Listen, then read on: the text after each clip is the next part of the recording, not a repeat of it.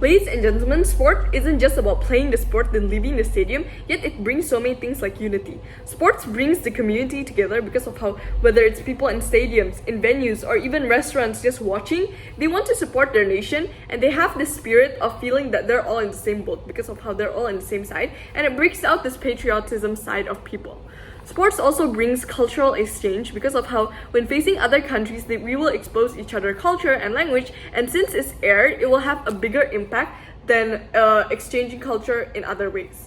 Before moving into my arguments about the benefits of centralizing sports as a national identity, I would like to go into my rebuttals. Firstly, the government side of the house claims about how sports is deeply inaccessible and harmful for representation. Well, we say on our side of the house that this used to happen, yet because of how the world is getting more progressive, so is sports. Sports is also getting more progressive. Let's take a look. In today's status quo, we got female soccer, WNBA. The thing is, because of this acts as more representation for the women. And also, the government side of the house talks about how there's still discrimination for other people of color, yet we say on our side of the house, since the world is becoming more progressive, and so is sports, there is a check and balance system, which is the media, the social media. Because of how sports right now is gaining already a lot of attention, if there's discrimination happen, it will be uploaded, and therefore, everyone in the media that loves sports, which is a lot of people, will see that and will cancel the people, and that creates this check and balance and deterrence of why people won't want to do discrimination anymore, because they already learned that from the media and they don't want it to happen again. Let's take a look at this. Comparatively, on the government side of the house, they see sports as a harm because sports used to be a harm, and they just directly want to cut it. They want to stop making it as the center. Yet, comparatively, on the opposition side of the house, we used to see that as a harm. That's why now, as the world gets more progressive, we want to also make sports more progressive. We want to fix it. We want to improve society. And that can happen because of how, let's take a look at right now. We already have female soccer and WNBA. It shows that sports is getting more progressive. Even if the government side of the house were to claim, but yeah, women's sports gain no attention, so it's not efficient, etc., etc. That's why we want to still center sports because of how we can push feminism from this. The more we create competitions, the more people will start realize that, oh yeah, female are also very talented because of how there's so many competition. Therefore, the talk about feminism will be boosted thanks to sports because of how sports is already talked a lot, and therefore we can push feminism towards sports. Like, let's just take an example. The WNBA is trending. Paige Bucklers is also very trending on TikTok, and she's a female basketball player. And if the government side of the house can't acknowledge this in today's status quo, therefore maybe the government side of the house are the one being sexist and don't want to see how sports right now is already starting to get progressive. Moving on to my second rebuttal. Talking about how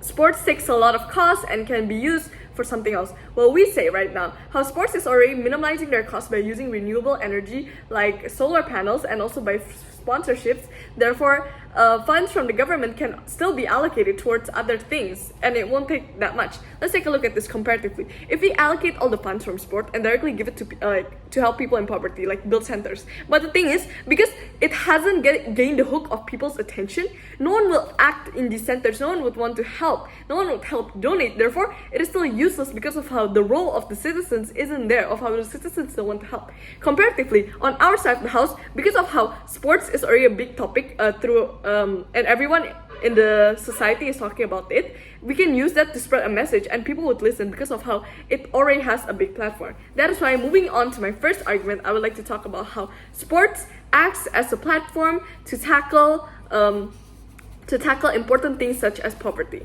The thing is, sports is aired and watched by everyone in the world. Let's just take a look at FIFA World Cup. Everyone was watching FIFA World Cup. Everyone was paying attention. Sports is also realizing the problem in this world and is trying to fix it through its platform and the way that everyone is watching it. Like, let's take a look at global warming. Sports is right now using renewable energy. Like, let's take a look in Tokyo 2022 Olympic. They have already used renewable energy to light up the stadium and etc. Therefore, they are also spreading awareness about how the earth is going through many environmental matters, and this actually also opened up a huge conversation in Twitter, and people become more aware from there.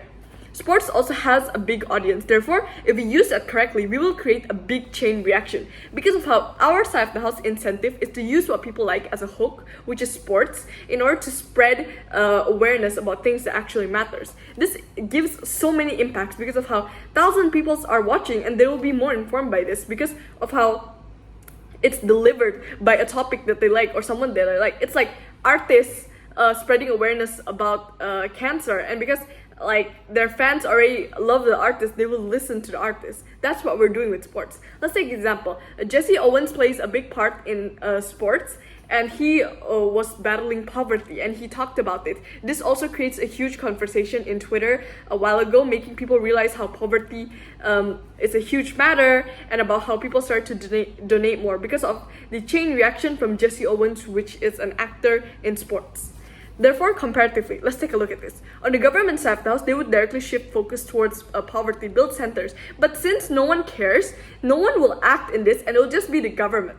The citizens won't donate or anything, therefore the movement will be very slow. Comparatively, on our side of the house, because people already are brought together by sport, people already feel related in sport, have this connection, and they love the players. Therefore, they will listen when we try to bring something from sports. Like Jesse Owens bringing about poverty, people directly listen, people directly give their attention. Because of that, on our side of the house, it's better because we are using what people like as a hook. We're using sports as a hook in order to tackle more important things like environment issues, poverty, and etc. Even if the government side of the house were to say, yeah, if sports become a big platform, it also increases the percentage of misspread of information. Well, we say on our side of us, no, because of how there's deterrence, because of how sports already gain so many attention, people will police the media. People will see, because sports is already a big topic, everything that's talking under below sports will be seen by so many people. So if there's misinformation, it will be stopped. Like, let's take comparatively. If the government side of the house, they shift their focus on health. But because people don't really feel excited talking about health, they don't really know about health. If there's misinformation spread, it will most likely be that people will be misinformed and eaten by false lies because of how they don't have the interest in wanting to know the truth.